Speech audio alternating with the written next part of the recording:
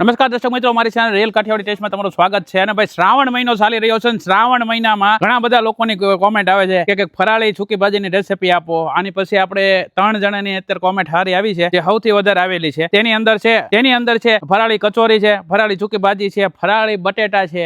આ બધી વસ્તુ આપી છે અને આજે આપણે ફરાળી સૂકી ભાજીની રેસીપી આપવાના છે. કઈ રીતે બને છે તમને બતાવું. ચાલો તારે આપણે જે ફરાળી સૂકી ભાજી બનાવીએ છીએ તેની માટે આપણે 1 કિલોગ્રામ બટેટા લીધા છે.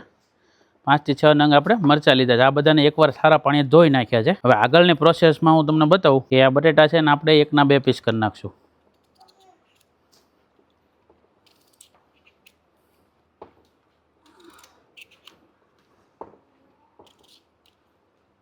આને આપણે છે ને ઓછા પાણીમાં બાફવા મૂકી દેવાના છે, એટલે 15 મિનિટ થશે. હવે આ બટેટા આપણે છે ને પાણી અડધું જ નાખવાનું છે, અડધા પાણીમાં જ આપણે બાફવાના છે.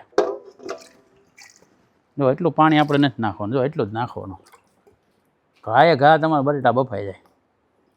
હવે આપણે મીઠું તમે નાખતા હો તો નાખી દેવાનું, બરોબર. ફરાળી મીઠુંમાં સેંધવ મીઠું જે લોકો ઉપયોગ કરતા હોય એ નાખી શકે. કોથમરી છે, આ શેડિયા ફૂલ તીખા મરચા છે, આ રેગ્યુલર તીખા મરચા છે, આદુ છે અને આ 30 ગ્રામ જેવા તીખા લીધા છે અને આપણે ખાંડી નાખવાના છે. આની અંદર આપણે જો સિંગદાણાનો ભૂકો નાખવો તે પણ નાખી શકાય છે, કિસમિસ નાખી શકાય. અને આ ફરાળી બટેટા તમે એકવાર ટેસ્ટ કરશો એટલે શ્રાવણ મહિનામાં મજા પડી જશે તમને ખાવાની.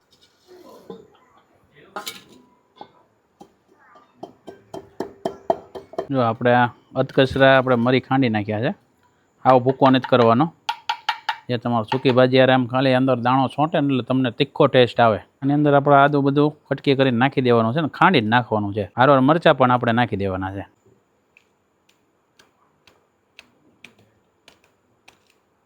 આ બધું આપણે એકદમ ખાંડી નાખવાનું છે. સાથે આપણે તીખા મરચાં પણ નાખવાના છે 1-2 નંગ. જો આ બધું આપણે આદુ મરચાં ખાંડી નાખ્યું છે.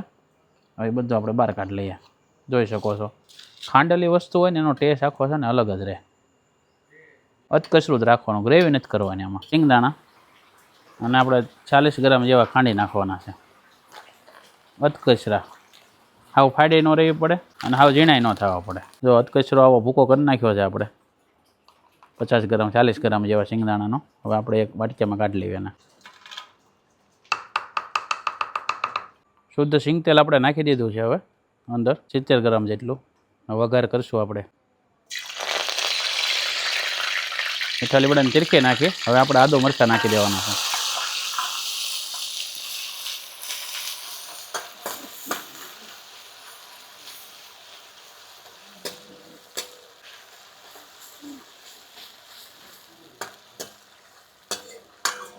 લીમડો આપણે શું છે ધોયેલો હતો ને એટલે શાયદ પાતળાથી વધારે બોલી. થોડો એવી કોથમરી નાખી દઈશું અને મીઠા લીમડાના પાન આવા છે ને આપણે કટકી કરેલી છે, જેનો એક ટેસ્ટ મસ્ત આવશે સૂકી ભાજીમાં. ત્યારબાદ થોડુંક મરી આપણે અત્યારે નાખશું, જેનો સુગંધ સારી રહેશે.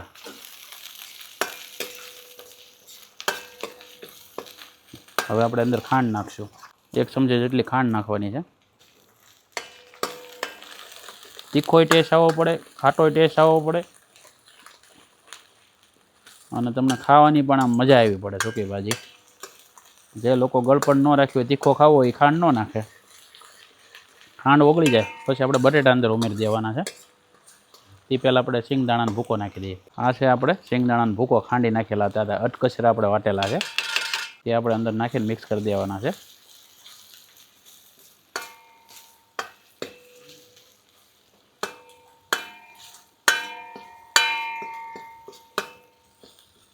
હવે આની અંદર આપણે છે ને બટેટા નાખી દઈશું. આપણે કટકી કરી લીધી છે બટેટાની. તાપ ધીમો કરી દેવાનો છે.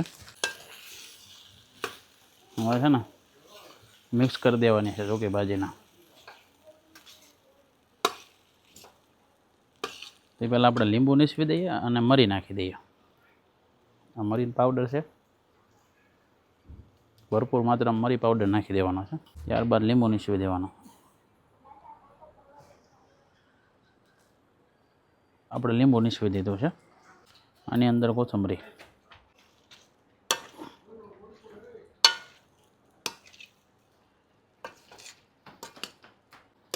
બધું મિક્સ થઈ જવું જો.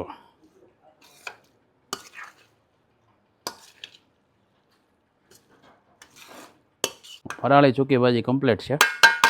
વધારાની થોડી કોથમરી નાખી દઈએ. ટેસ્ટિંગ કરીને બતાવીએ તમને.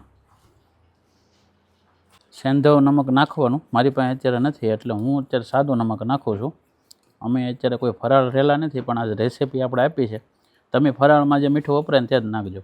અને મિક્સ કરી દેવાનું છે.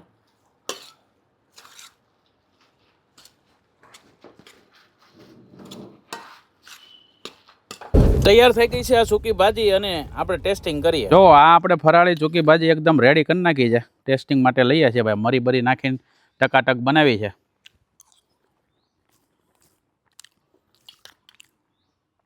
એકદમ સિમ્પલ બનાવી છે. તેમ તમારે ઘરે બધી વસ્તુ હાજરમાં મળી જાય તે વસ્તુ જ આપણે અંદર નાખી છે. આની અંદર તમે કાજુ અને કિસમિસ પણ નાખી શકો તમારા સ્વાદ અનુસાર. બાકી આમનામ તમે ખાઓ ને આ મરી નાખેલી, આમ જુઓ મોજ આવી જાઓ. ફરાળ જે લોકો રહેતા હોય ને એકવાર આ રીતે બનાવીને ખાજો, મજા આવશે. અને જો તમારે ફરાળ રહેવું હોય ને તો પરફેક્ટ ફરાળ જો. બાકી બધું ખા કરો તો નહીં મજા આવે.